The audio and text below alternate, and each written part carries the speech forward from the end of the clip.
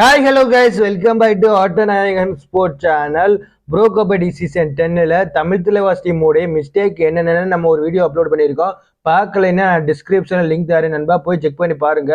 இந்த வீடியோவில் என்ன பார்க்க போறோம்னா தமிழ் தலைவாஸ் டீமோடைய பிளேஸ் என்னவா பார்க்க போறோம் நண்பா. மிஸ்டேக்கை தவிர்த்து இப்போ வேற லெவல் விளையாண்டுக்கு இருக்காங்க தமிழ் தலைவாஸ் அணி.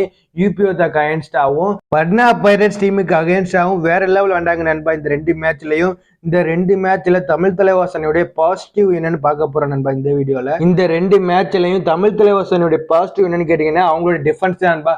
டிஃபென்ஸ் வேற லெவல விளையாண்டாங்க ரெண்டு மேட்ச்லயும். முக்கியமா சாகரத்தை அண்ட் சாயிலுள்ள ரெண்டு கார்னர்ஸும் வேற லெவல ஃபார்ம்ல இருக்காங்க நண்பா.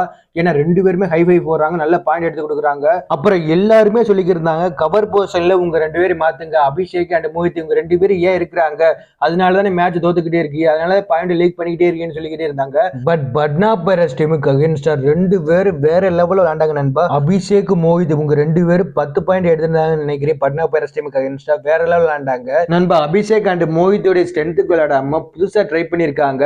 அபிஷேக்னா டேஷ் பண்ணுவாப்ல, அதே மாதிரி மோஹித்னா பிளாக் பண்ணுவாப்ல. இந்த ரெண்டு ஸ்ட்ரென்த்துமே இல்லாம புதுசா ட்ரை பண்ணியிருக்காங்க தமிழ் தலைவாஸ் அணி. புதுசா ஒரு ஸ்ட்ராட்டஜி போட்டிருக்காங்க நண்பா. அந்த ஸ்ட்ராட்டஜி வேற லெவலில் ஒர்க் அவுட் ஆச்சு போன மேட்ச். இதே ஸ்ட்ராட்டஜியை வரப்போற மேட்ச்ல டிஃப்ரெண்டா ட்ரை பண்ணாங்கன்னா கண்டிப்பா தமிழ் தலைவாஸ் அணி வேற லெவல் பண்றதுக்கு வாய்ப்பு இருக்கு நண்பா. அப்புறம் தமிழ் தலைவாஸ் அணி ஒவ்வொரு மேட்ச்லயும் சூப்பர் ஹிட் விட்டு கொடுப்பாங்க நண்பா. பாயிண்ட் லீக் பண்ணிக்கிட்டே இருப்பாங்க.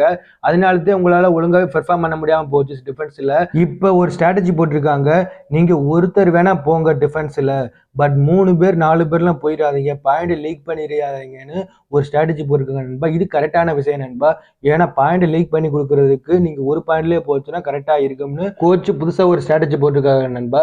இந்த ஸ்ட்ராட்டஜி நண்பா யூஸ் பண்ணணும். ஏன்னா பாயிண்ட் லீக்கே பண்ணக்கூடாது நண்பா. அதனால மேட்ச் கடைசி வரை என்ன வேணாலும் ஆகலாம் நண்பா. அப்புறம் தமிழ் தலைவாஸ் அணி போனஸ் பாயிண்ட் விட்டு கொடுத்துட்டே இருப்பாங்க எல்லா மேட்ச்லயும்.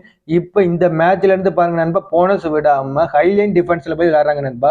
இது கரெக்டான ஸ்ட்ராட்டஜி நண்பா. ஹைலைன் டிஃபென்ஸ்ல விளையாடாத ஒரு அட்டாக் பண்ற மாதிரி ஒரு மோடு வரும். இப்ப வேற கவர் போர்ஷன்ல இருக்கிற அபிஷேக் அண்ட் மோஹித் பயங்கரமான ஒரு ஃபார்ம்ல வந்துட்டாங்க. தமிழ் தலைவாஸ் அணியோட டிஃபென்ஸ் பயங்கரமா இருக்கு. கண்டிப்பா இந்த முறை பிளே ஆஃப் போவாங்களோன்னு எனக்கு தோணுது. ஏன்னா உங்களுடைய டிஃபென்ஸ் பயங்கரமான ஒரு ஃபார்ம்ல இருக்காங்க நண்பா. கவர் போர்ஷன்ல இருக்கிற அபிஷேக் அண்ட் மோஹித்லாம் வேற லெவல்ல ஃபார்முக்கு வந்துட்டாங்க. இனிமேதான் ஒவ்வொரு மேட்ச்லயும் தமிழ் தலைவாஸ் அணிக்கு தரமான ஒரு சம்பவம் இருக்க போகுது நண்பா. ஏன்னா ஃபர்ஸ்ட் ஹாப்ல 8 மேட்ச் தோக்கெடுத்திருந்தாங்க ஆப்போனன்ட் டீம். அதுக்கு பதிலடி கொடுக்குற அளவுக்கு இந்த முறை பயங்கரமான ஒரு ஃபார்ம்ல இருக்காங்க தமிழ் தலைவாஸ் அணியோட டிஃபென்ஸ்லாம்.